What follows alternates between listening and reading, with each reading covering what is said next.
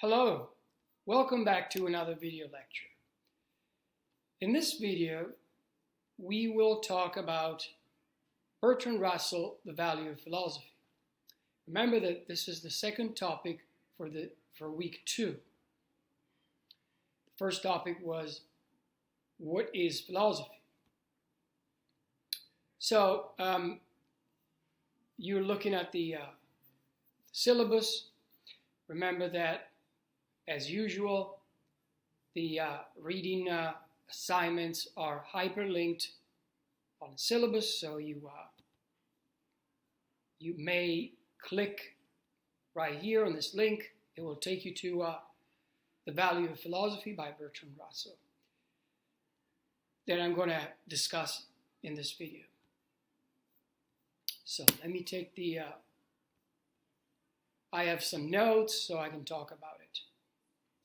Now, this handsome man that you see here is none other than Sir Bertrand Russell. And the piece that I'm going to discuss today here, The Value of Philosophy, is essentially an essay that was published as a chapter. Okay, as a chapter, the last chapter of Bertrand Russell's book, The Problems of Philosophy. In the last chapter, Bertrand Russell discusses the value of philosophy. In other words, why should we study philosophy? If you recall, in the first video lecture of this week, I talked about a few reasons why philosophy is valuable and should be studied. But let's see what Bertrand Russell has to say. Now, there are several things that I want to say. Very likely, I'm not going to be able to cover everything that I wanted to say about Bertrand Russell. Just going to give you a sort of a guideline to the text, which is very short. You can read it in, let's say, 20 minutes. It's very, very short.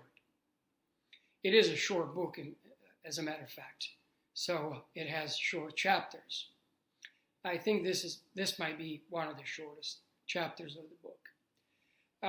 Now, one of the things that I want to mention, I don't want to explore this too deep, but I just think it's important to mention. Not just regarding Bertrand Russell and the value of philosophy, but, and actually not even about philosophy, but everything in general that you study in college. Whether it's history, whether it's science, sociology, and so on. And the idea is that if you want to understand a piece of writing like this one, for example, the best thing to do is to try to understand a couple of things. The first of which is, when was the piece in question? In this case, The Value of Philosophy. When was the Value of Philosophy written or published? Perhaps it might have been written a couple of years before that. The important thing is, when was it published? And number 2, what exactly does the author want to achieve, want to accomplish? And naturally, number 3, you have to understand who is the audience of that piece of writing. For example, you read a fiction book. It's pretty obvious who the audience is. The audience is anyone who wants to be entertained by the story, by the novel, and so on. But this is a philosophical book. This is a book normally that would be published, and the audience would be the academics, professors like me, or other academics. However, I have to say, this chapter, let's call it essay because it is an essay, this chapter is pretty easy to understand. You don't need to be an academic to understand it. It's not extremely technical. It talks about, it's very practical. It talks about why we should study philosophy. Now, naturally, he doesn't get into the details of what philosophy is. He assumes that you know what philosophy is. And now he's going to tell you why it's important to study philosophy. Although now that I'm thinking about it, does he assume that we know what philosophy is? Maybe it's not correct to say that, because the things that he says, that he writes in this chapter, makes me think that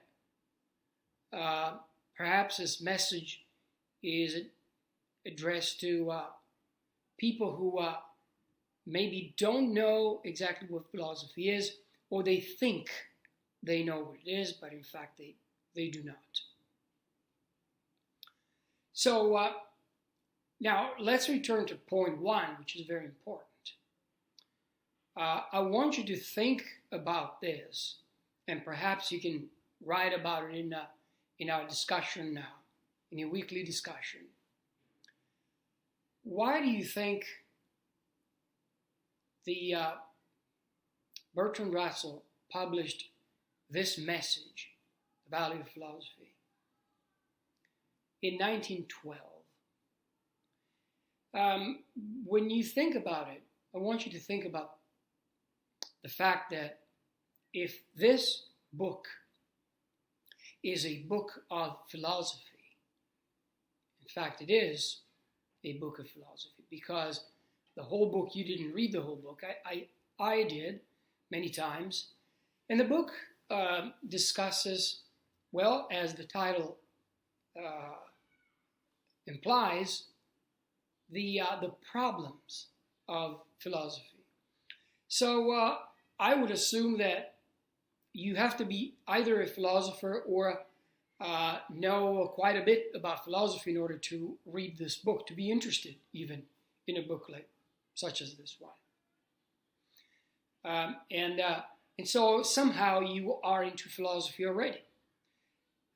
So that's why it is strange, to me at least, why Bertrand Russell would write the last chapter of a book of philosophy for philosophers, where he says, by the way, this is the value of philosophy.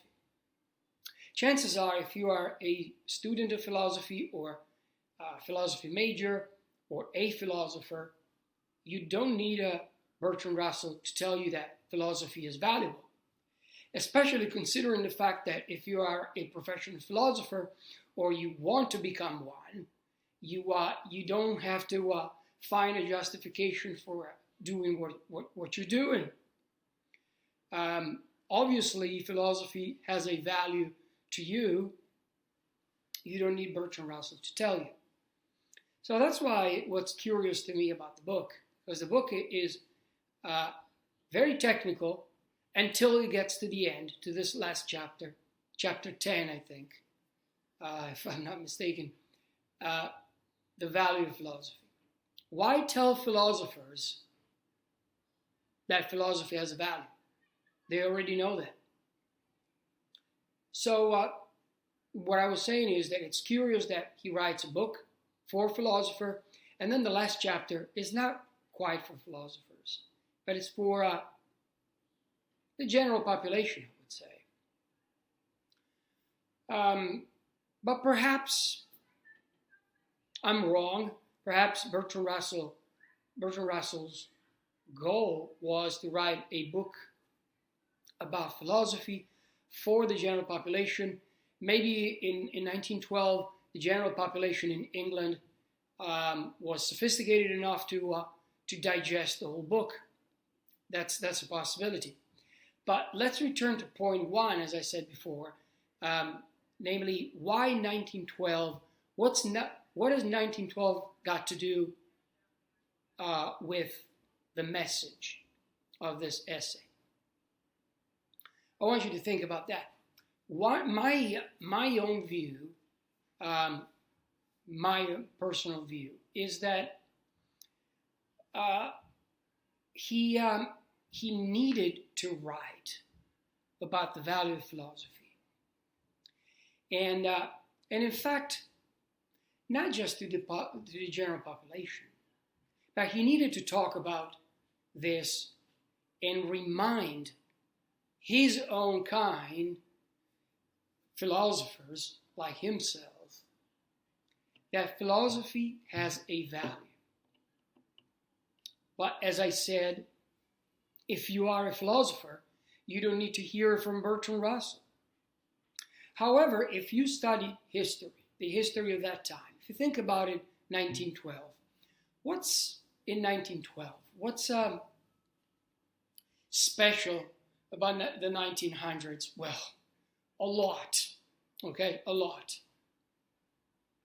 But one of the things that is very important about the early 1900s, the early 20th century, is to mention just one example. Albert Einstein. Now, Einstein here published, early 20th century, published the general theory of relativity. And I mentioned Einstein. I could mention other scientists. The point that I want to make, and this is my personal view about the book, the point that I want to make is the following. That in the 1900s, beginning of the 20th century, the job of the philosopher, philosophy in general, was received in a very interesting way. Let me explain why. Prior to the 1900s, the line between science and philosophy was very blurry. In fact, probably Einstein was one of the first proper scientists, nothing to do with philosophy. But if you look in the past, before that, take for example Newton, who was, well, by modern standards, Newton, we recognize Isaac Newton as a scientist. However, in his day, he was considered a natural philosopher. If you go far back, the philosopher Francis Bacon was, well, but again, if we view this from our standpoint, in retrospect, we might think that the label scientist will fit perfectly to Francis Bacon. And many other individuals who did scientific work in the 1800s, very early 1900s, they were still considered philosophers. But then, with the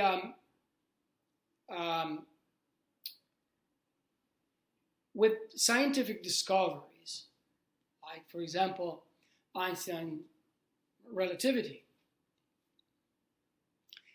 in the 20th century, many scientists, many academics started questioning philosophy. They started asking, what is the reason why we are paying a salary to academic philosophers? What exactly do they do? As a matter of fact, I just wanted to mention very briefly, I'm not going to talk about it because it's quite complicated. It would require a whole different lecture, a whole different video or two. In this period of time, there was a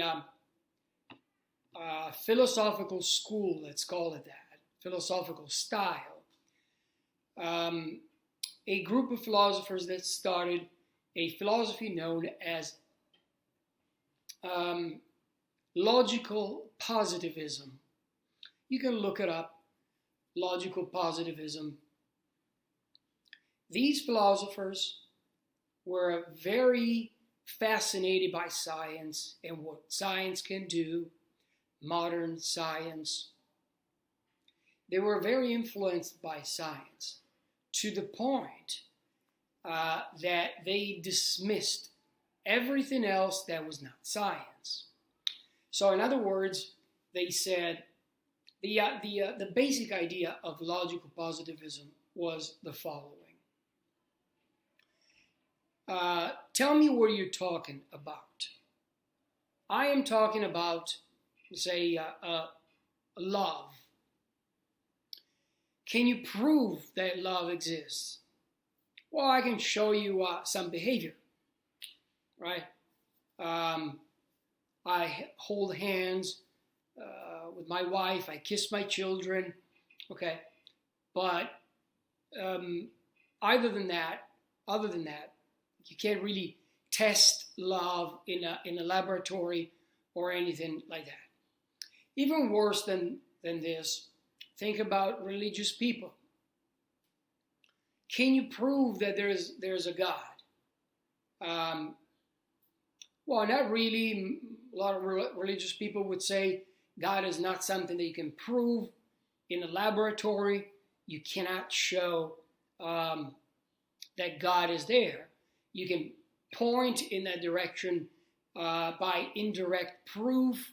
You can show, like, for example, the proofs for the existence of God, different arguments for the existence of God, the existence of the universe, the existence of purpose, morality, and so on and so forth. But these are indirect proof.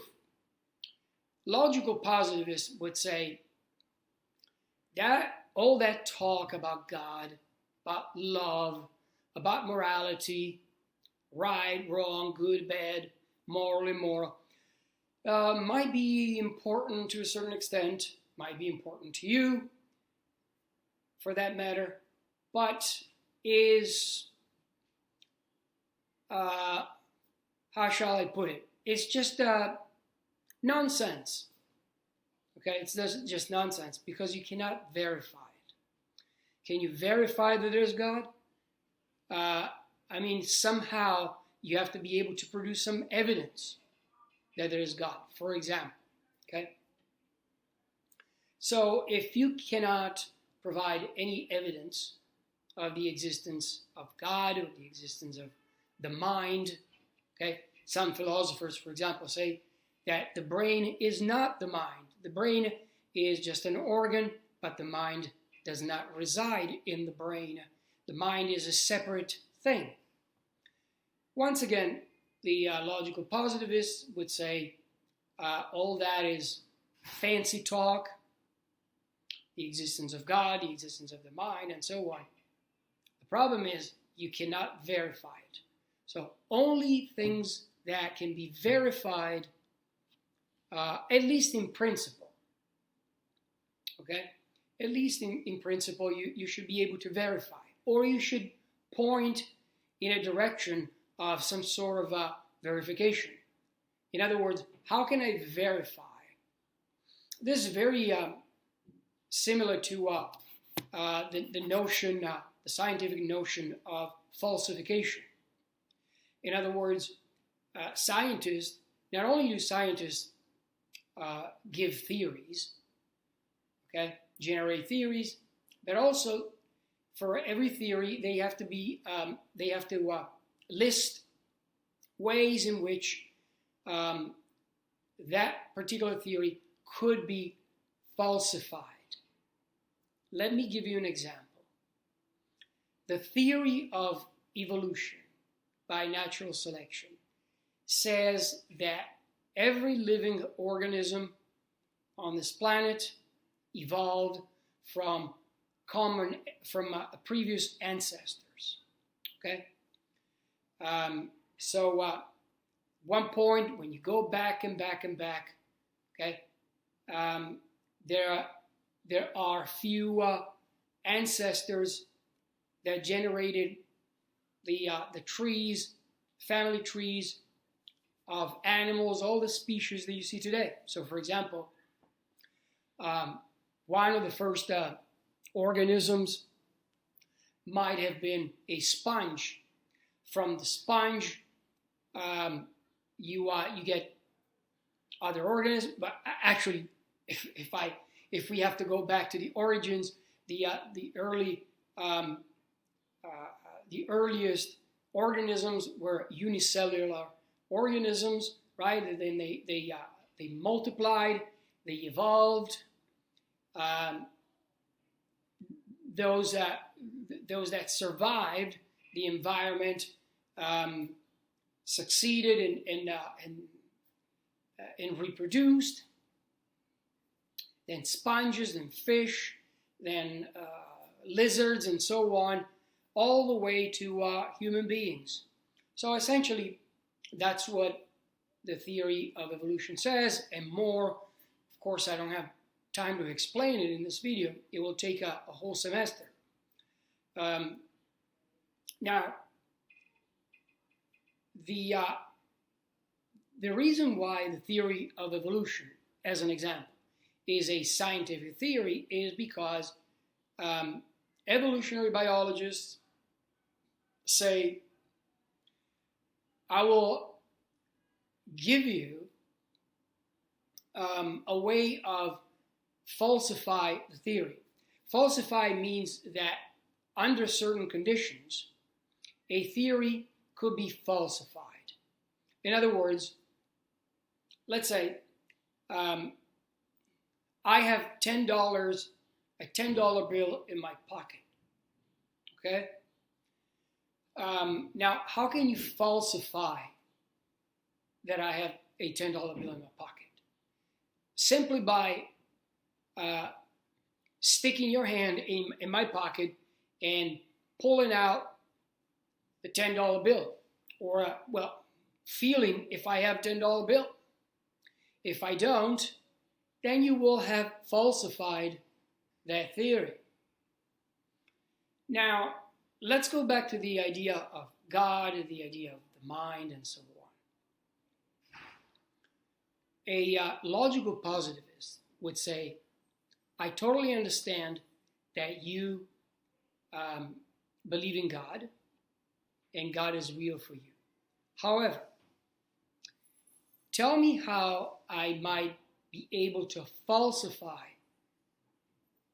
the existence of God.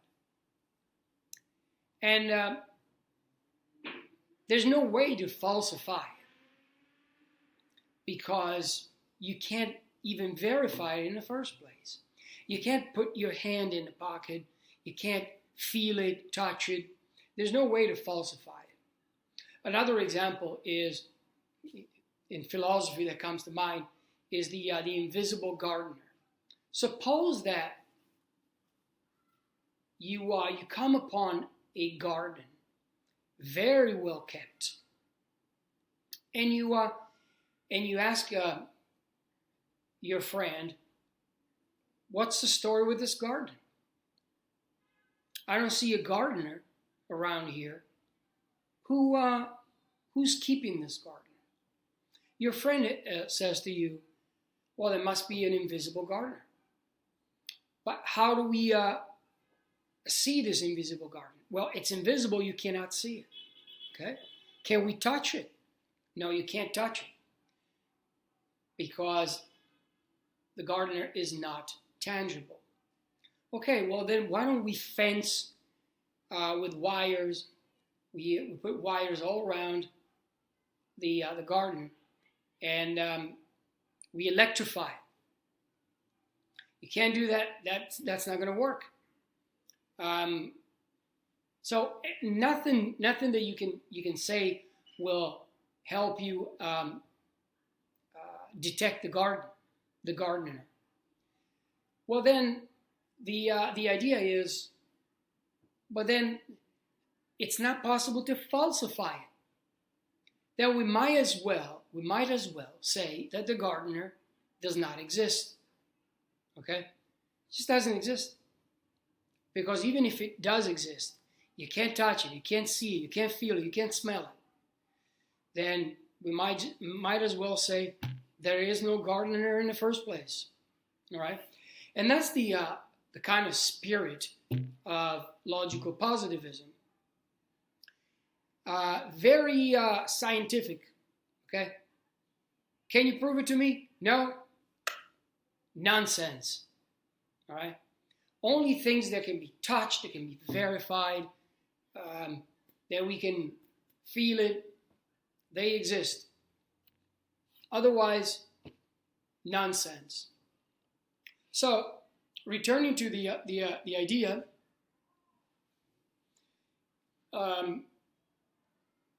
science was very prominent in the 1900s, early 20th century, due to all these discoveries. Okay, we have the Fermi that splits the atom, and then we have Einstein, of course. A little later, we have Edwin Hubble, who discovered the red light shift, that, in other words, that the universe is expanding as we speak, and it's accelerating, by the way. So in the midst of all this, naturally, academic philosophers, academics in general, universities, started wondering, what are we going to do with philosophers? They don't test anything. They don't go into a lab. They don't produce any results. Have you ever heard of a philosopher inventing anything, a machine, anything that is useful to society? But what is useful to society? Dish detergent, pants, socks, pizzas, electricity, cell phones, cars, airplanes, computers. What about philosophers? Have they ever invented computers, tables, anything like that? No. Then why are we paying them? Why are we giving them a salary? For what? Just to talk about things that cannot be verified? You see, this was in my view, this was the impetus for Bertrand Russell for writing this chapter. It reminded academic philosophers, hold on, people. It is true that we don't go into a lab, we don't have a lab, we don't test things like scientists. They have the advantage of testing things. You see, scientists in China can work out the math and describe quantum particles in the vacuum, in a quantum vacuum, the behavior of subatomic particles. And the same thing can happen thousands of miles away, okay, maybe in Africa, where an African scientist arrives at the same conclusion. Because we are testing things, we're using math, and the scientists, they test these things. They have something to test. They can measure something. There are, essentially, scientists try to measure, to understand the regularities of the universe. There are laws of physics. They try to describe them, to understand them. And by the way, okay, so as I was saying, so why are we paying philosophers? They don't test anything, they don't do anything. And Bertrand Russell, with this chapter, this essay, wants to say, well, first of all, he wants to say, okay, so what? What are you going to do with philosophers? Fire all philosophers, close down all the philosophy departments all over the world. What are you going to do then? You're going to do that? And then guess what? Society will suffer. Humanity will suffer greatly, because this is a big, big misconception. Now, before I get into the text, okay, and I explain more these ideas, let me say a few things about Bertrand Russell. Okay, Bertrand Russell, as I said, this wonderful picture here depicting Bertrand Russell with his pipe. He was a British philosopher. Not only a philosopher, he was a, what do you call a genius? And probably a polymath would be the correct word to describe him. He was a logician. He revolutionized logic, by the way. Mathematician, historian, writer, social critic, political activist, and a Nobel laureate. Now, the Nobel Prize he won it for literature. Now, for philosophy, there's no such thing as a Nobel Prize for philosophy. He had a very long life. Born in 1872, he died in 1970.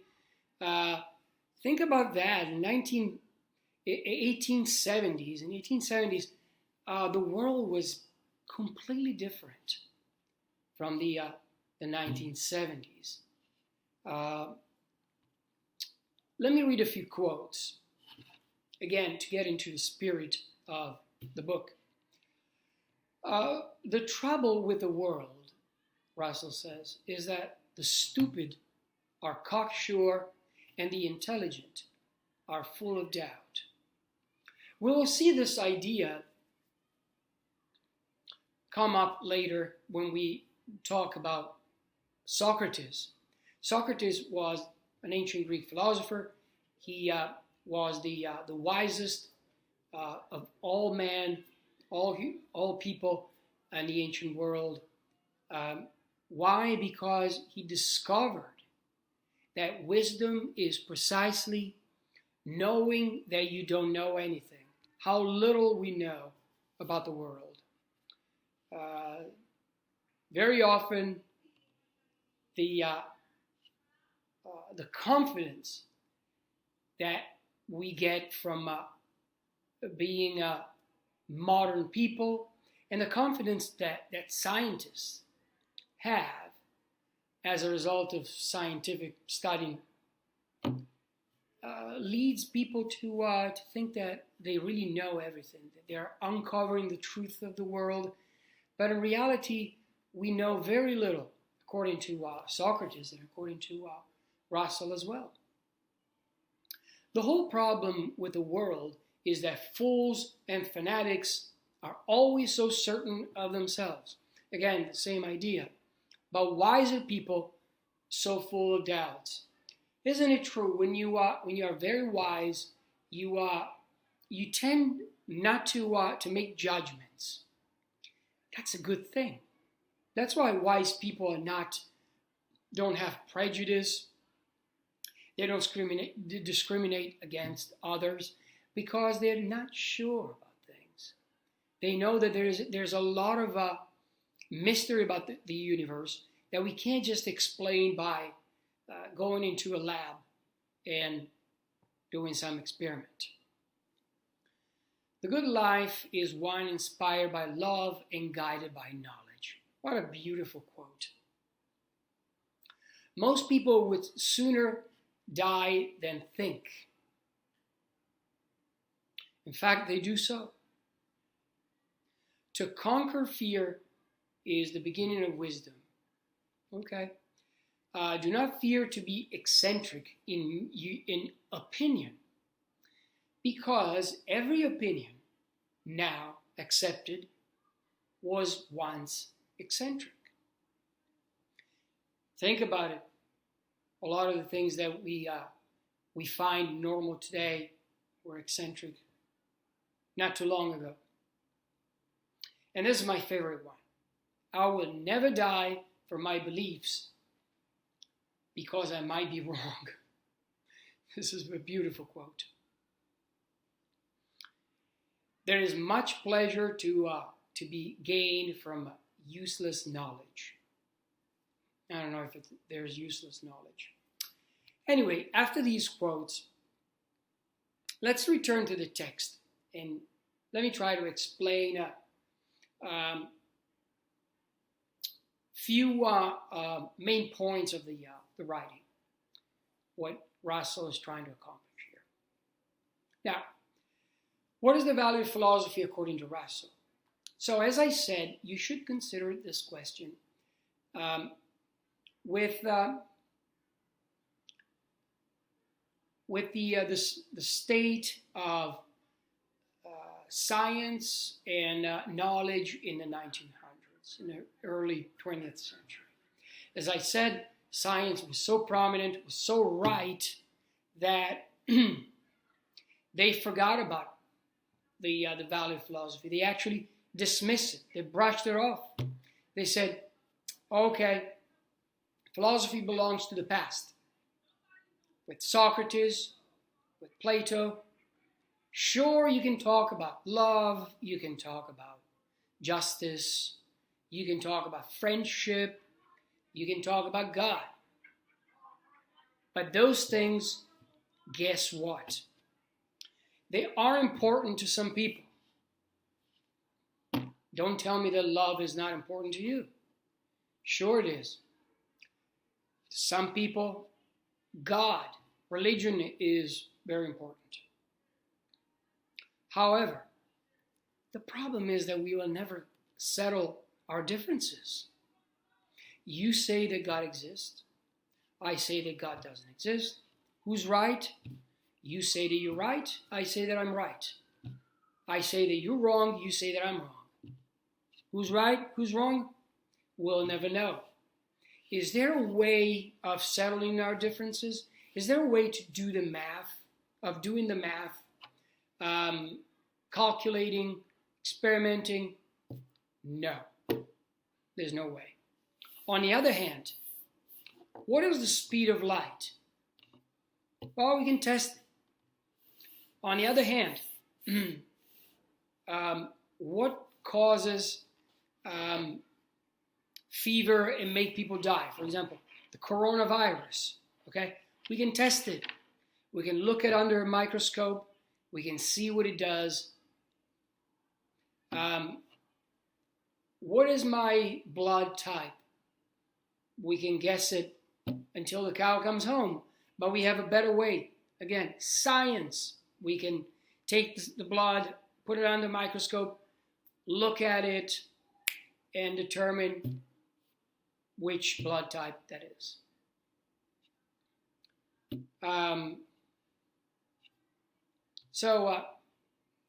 Philosophy doesn't do that. Why do we even bother?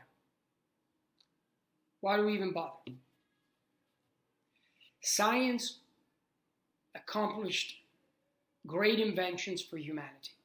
We fly in airplanes. We can download movies in our hands. That's amazing. We can ride the train to work while reading a book or the newspaper on the palm of our hands. But philosophy, for thousands of years, has accomplished zero. Okay? That's the point of what Bertrand Russell calls the practical man. The practical man is an individual who lives his life or her life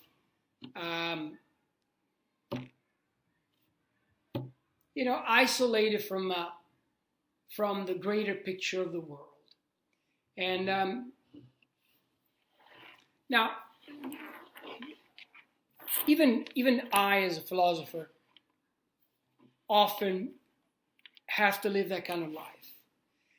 I don't have the luxury of, I don't think anybody does, or maybe very few people, I don't have the luxury of contemplating the universe all day. I have a family, I have children, I have a wife, bills to pay.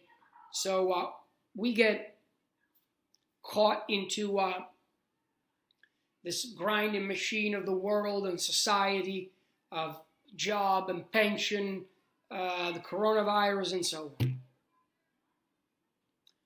However, there are two kinds of people, at least according to Russell. The people who step back and ponder, and the people who don't even think about anything, don't think about pondering. They only think about here and now, pay my bill, go to work, that's all. They think about concrete things. They think about the day-to-day existence, fried chicken, what I'm going to have for dinner. Did I brush my teeth? Does my breath smells?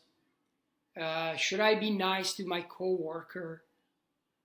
Then you go home, you go to sleep, you have a dream, you wake up in the morning, you do it again. Some people would call that life the life of a zombie. Like in the zombie movies.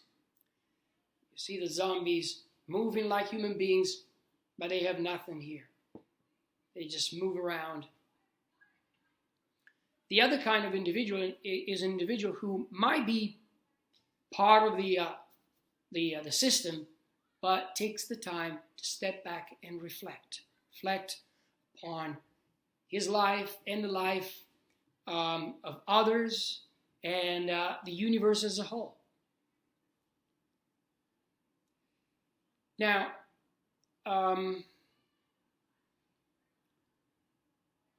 unfortunately, it's not entirely, I would say, I'm saying this, not Russell. Unfortunately, society is the way it is. It's very demanding.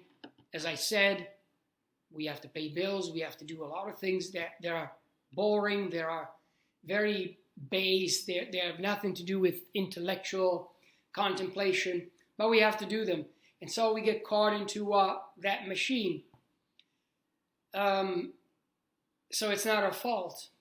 But some people, as I said, have the capacity to step away from that, step back, take a step back and reflect and ponder. Other people are totally lost and they're not interested in what philosophy has to offer. And these kinds of individuals are the main audience of the value of philosophy. Now, mind you, these kinds of individuals that Russell describes, now Russell doesn't say this explicitly, but I think that he means to say that the practical man is not necessarily an uneducated individual. You can be very well educated. In fact, you can be a scientist. You can be anything, and yet be a practical man. And I think a lot of the scientism, the science, the scientific confidence of the 1900s, the early 20th century, was exactly that. That even learned people discounted philosophy. And it's a mistake. It's a mistake because, according to Russell, if you judge philosophy based on that criterion, you are going to make a mistake, a big mistake, because you judge science from the point of view of the accomplishment, the utility, how useful it is, because that's what science is about. But when it comes to philosophy, the point of philosophy is not utility. So if philosophy does not yield practical inventions that help humanity in a practical way, you are essentially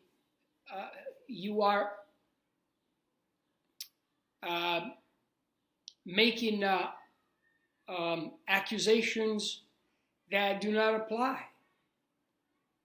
Okay, they are irrelevant. They don't apply because philosophy never claimed to be useful like science, according to Bertrand Russell. So what is the utility of philosophy, if you will, if it doesn't have a practical utility? Well, the value of philosophy is indirect, according to Russell. Now, indirect in what sense? Indirect in the sense that, first of all, it benefits the students. It benefits in the sense that, in a way of thinking, opening your mind to a greater reality. Okay?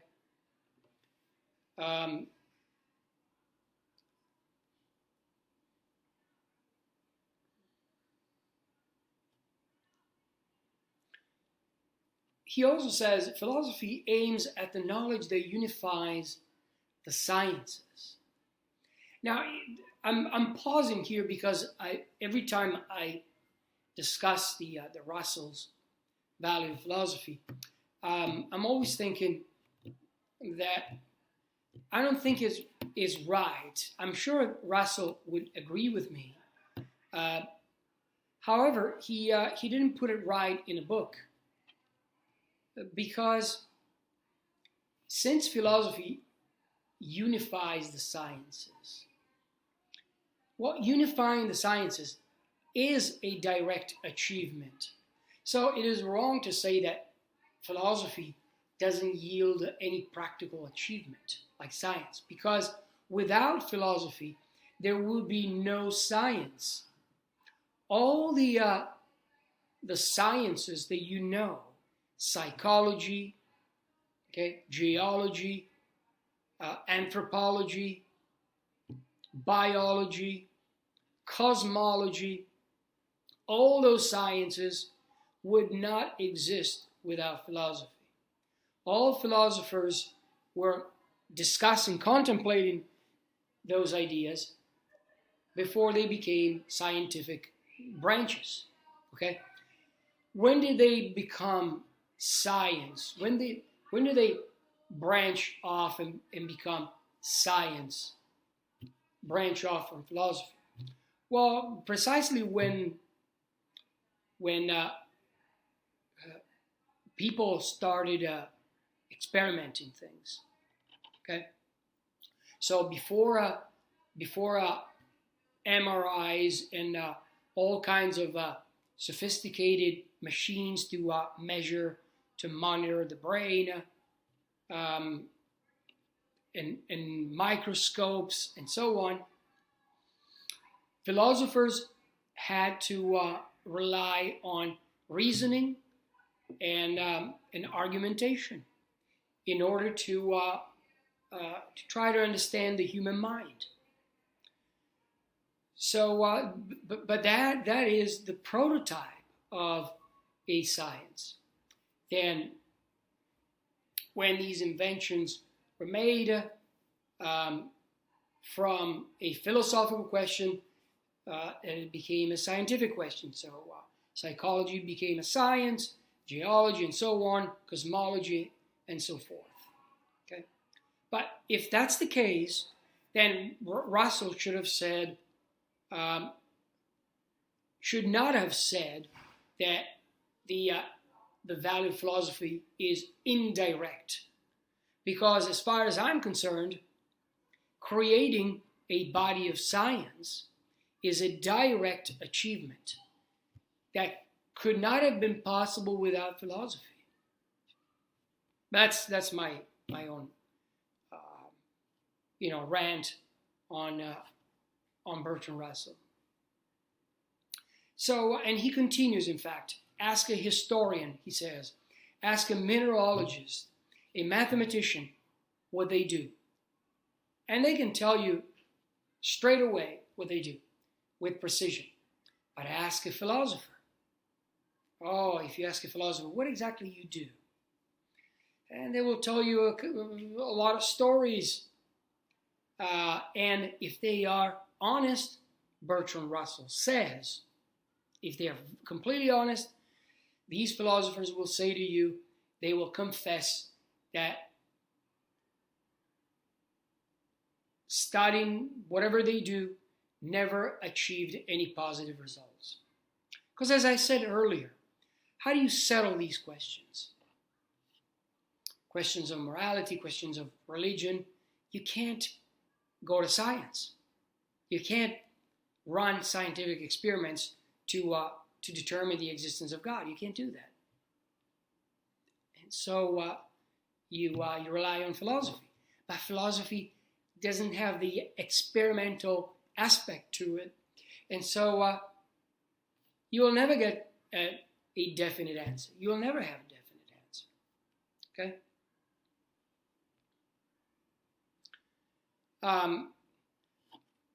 Now, here's another aspect that is beautiful about what Russell says. He says, now you see this uncertainty. With science, you get the certainty. Which, by the way, there's a lot to be said about that.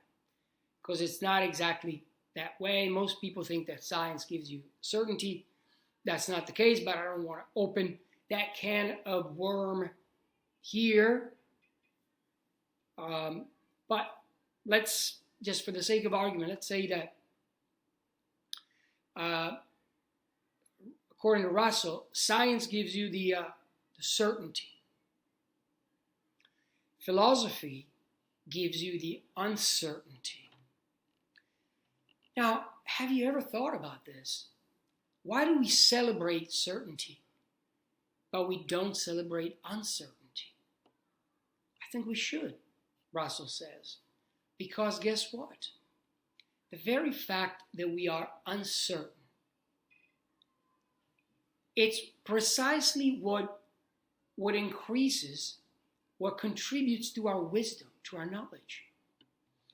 Because we know that there are limits. There are things that we don't know. And maybe we might never know. Okay? The existence of God, the existence of the mind. There are many questions in philosophy. The question of knowledge, art, beauty, and so on. There are many questions that we might never know the answer. And it is precisely by knowing that we cannot know that we form a worldview. Think about this. Those people who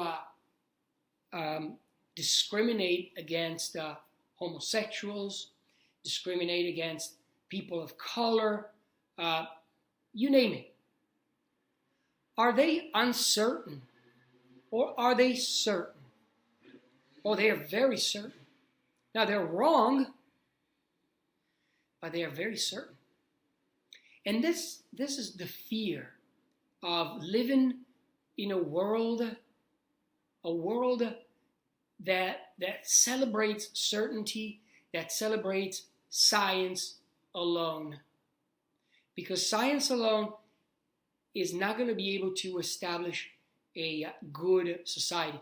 You can't live well just by doing science. You need philosophy. Precisely because philosophy, by doing philosophy, by realizing that we don't know. Think about what I just said. I talked about discrimination, people of color, homosexuals, all kinds of individuals, okay? Now, by doing philosophy, I contemplate the nature of humanity. If I look at the world from a certain scientific point of view, I am going to say that the norm is heterosexual people. And if you're not heterosexual, you are a mistake. Okay? But when I think about it philosophically, I think, what is the nature of humanity? What is to be human? And I contemplate and I realize that there is no precise understanding, precise nature of humanity. We are what we are. We are like flowers. We are like rocks. Every rock is unique. And so this kind of idea, this kind of philosophizing opens your mind to a higher reality, a reality that that is not your reality, your localized reality, the day-to-day understanding of society, of the world, where there's a norm and outside the norm. With philosophy, you are able to unite yourself to a greater reality, to understand that you are a citizen of the universe, rather than a citizen of your own species, your own tribe, your own city, your own ethnic group. Rather, you are a citizen of the universe. You're part of nature. And consequently, there's nothing special about being heterosexual or homosexual. We are all human beings. We share certain common things, but at the same time, we are very different. And we all fit in a puzzle, in this puzzle of reality, of existence. But we all fit well. This is one of the profound values of philosophy. The very uncertainty. Very uncertainty teaches us that we don't know, and we cannot assume things. On the other hand, there's a certain sense in which science tells us, gives us reassurance that we can know things with 100% certainty, which is not true, because there are a lot of things, again, like humanity, the nature of humanity, the nature of the mind, the nature of morality, the existence of God. They're more complicated than any scientist could ever dream or imagine. We can't live a life without philosophy. Philosophy is also neutral, as I was saying. Philosophical contemplation should lead you to understanding that there is no color. I mean, the color, the race, the upbringing, the things that you are told, those are just the surface, okay? But they don't really mean anything. The important things lie beyond the surface. The race, the color, the gender, the sexual preferences. The universe is more beautiful. I mean, think about the universe. It's infinite. It's expanding. It's 14.7 billion years old. There are trillion stars. We don't even understand why it is here. And yet, people worry about color. People worry about race. There are people shouting white power in the 21st century when they don't realize that we are all part of this universe. So philosophy makes the mind impartial. It allows you to see the world from a different perspective, different point of view. And as Russell says, it enlarges the soul and the self. Okay, so I think I will stop here. There are a few questions, 6 questions at the end of my lecture. You can read and try to answer. You may ask these questions, discuss these questions in a discussion page on Blackboard. Please don't forget to post your questions. If you have questions, if you have comments of any kind regarding Bertrand Russell's lecture. And I will see you in the next video, in the next lecture. Thank you. I'll see you soon.